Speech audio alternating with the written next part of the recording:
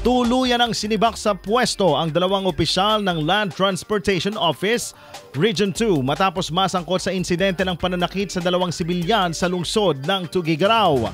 Kinilala ang mga sangkot na sina Assistant Regional Director Manuel Baricawa at Chief Enforcer Charles Ursulum. Ayon kay Department of Transportation Secretary Vince Dizon, agad siyang nagsumite ng rekomendasyon sa Office of the President para sa permanenteng pagtanggal ng dalawang opisyal mula sa kanilang tungkulin.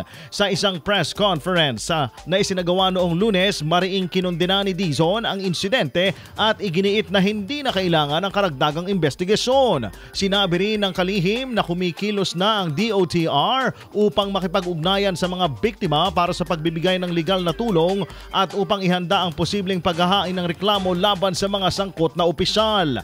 Nagpasalamat din siya sa uploader ng video na naging daan upang agad na matukoy at maaksyonan ang insidente. Bilang paalala, nanawagan si Dizon sa publiko na huwag matakot na magsumbong sa mga otoridad kung may makitang pang-aabuso mula sa mga sinumang opisyal ng gobyerno. Aniya, mahalagang manindigan para sa karapatan at kaligtasan ng bawat mamamayan. IFM News.